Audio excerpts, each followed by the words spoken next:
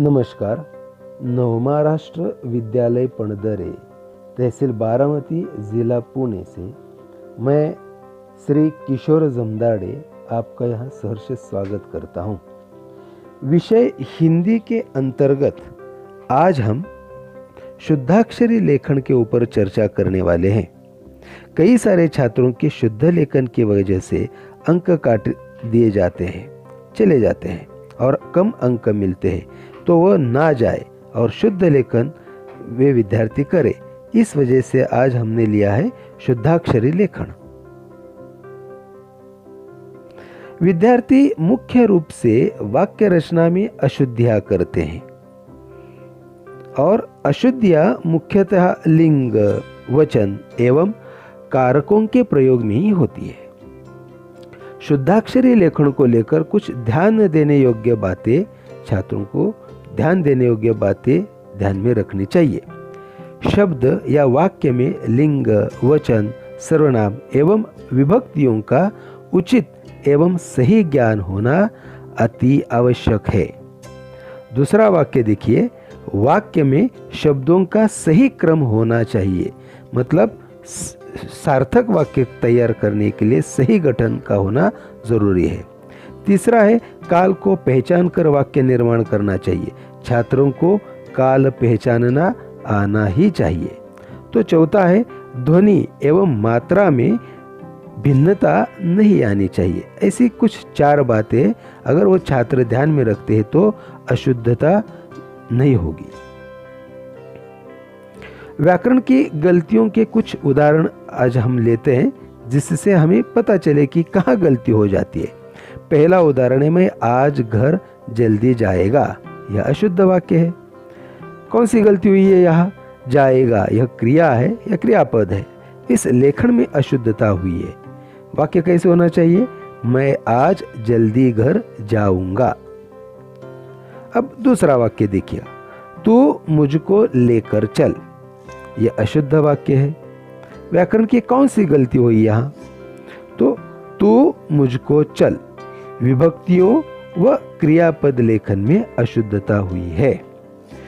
सही मायने में शुद्ध वाक्य इस तरह से हो सकता है, तुम मुझे लेकर चलो।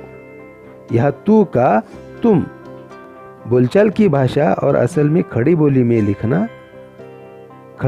लिखना शुद्ध लिखना जरूरी है। अगला वाक्य देखिएगा, सावित्रीबाई फुले एक अच्छे महिला थे। यह शुद्ध वाक्य है। कौन सी गलती है? अच्छे विशेषण व लिंग पहचानने में अशुद्धता हुई है। तो सही वाक्य क्या हुआ? सावित्रीबाई फुले अच्छी महिला थी। यह लिंग पहचानने में अशुद्धता होने की वजह से अच्छे हुआ है, तो अच्छी महिला थी। अगला वाक्य देखिएगा, चौथा वाक्य हमारे सामने है, मैंने मित्र को फोन करा। यह अशुद्ध वाक्य है। व्याकरणिक दृष्टि से कौन सी गलती हुई है? करा क्रियापद लेखन में अशुद्धता हुई है। तो शुद्ध वाक्य इस तरह से हो सकता है, मैंने मित्र को फोन किया। करा की जगह पर किया, इस तरह से अगर लिखते हैं तो वह शुद्ध वाक्य हो सकता है। पांचवा वाक्य है, उसको गए 1 घंटा हो गया है। यह अशुद्ध वाक्य है। अशुद्ध वाक्य कहाँ हुआ है? कौन सी व्याकरण की गलती हुई है? उसको विभक्ति में अशुद्धता हुई है। तो सही वाक्य हो सकता है, उसे गए 1 घंटा हुआ है। उसको नहीं तो उसे गए 1 घंटा हुआ है। इस तरह से शुद्ध वाक्य हो सकता है। अगला वाक्य देखिएगा, उदाहरण, सुरेश ने सुंदर पोशाक पहना है। यह शुद्ध वाक्य है। अब ये गलती कहाँ हुई है? गलती हुई है पहना। क्रिया और लिंग पहचानने में अशुद्धता है। तो शुद्ध वाक्य, सही वाक्य इस तरह से हो सकता है, सुरेश ने सुंदर पोशाक पहनी है।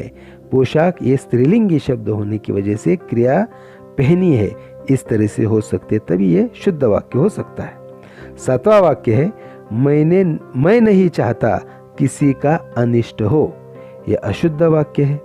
ये अशुद्ध वाक्य कैसे हुआ? व्याकरण की कौन सी गलती हुई? तो चलिए देखते हैं। किसी का विभक्ति के स्थान लेखन में अशुद्धता हुई है। विभक्ति का स्थान गलत है। वाक्य का क्रम उचित होना चाहिए। वाक्य कैसे होना चाहिए? देखिए, वाक्य मैं किसी का अनिष्ट नहीं चाहता हूं। इस तरह से वाक्य शुद्ध वाक्य हो सकता है। मैं किसी का अनिष्ट नहीं चाहता हूं। तो आगे उदाहरण देखिएगा, मैं को प्यास लगी है, यह अशुद्ध वाक्य है। व्याकरण की दृष्टि से कौन सी गलती हुई यहां? मैं को सर्वनाम का अशुद्ध प्रयोग हुआ है। तो शुद्ध वाक्य किस तरह से होगा? सही वाक्य मुझे प्यास लगी है, मैं को नहीं, मुझे प्यास लगी है। इस तरह से वाक्य हो सकता है। नौवां उदाहरण देखिएगा, तैरने में बड़ी मजा आई, यह अशुद्ध वाक्य है। आई क्रियापद का अशुद्ध प्रयोग यहां हुआ है। तो वाक्य शुद्ध वाक्य किस तरह से होगा? शुद्ध वाक्य तैरने में बड़ा मजा आया, आई की जगह पर आया, क्योंकि मजा यह पुल्लिंगी शब्द हो जाता है। अगला उदाहरण देखिएगा, 10वां उदाहरण है, सूर्य की परिक्रमा पृथ्वी करती है, यह अशुद्ध वाक्य है। व्याकरण की दृष्टि से कौन सी गलती हुई है? सूर्य की सही क्रम लेखन में अभाव में अशुद्ध प्रयोग हुआ है। वाक्य का सही प्रयोग, सही गठन होना चाहिए वर्णों का। देखिएगा, पृथ्वी सूर्य की परिक्रमा करती है, इस तरह से सही क्रम लगाने के बाद ही शुद्ध वाक्य हो सकता है। 11वां वाक्य, एक बार गोपाल बहुत बीमार हुआ था, यह अशुद्ध वाक्य है। कौन सी अशुद्धता है? बहुत वर्तने में अशुद्धता हुई है।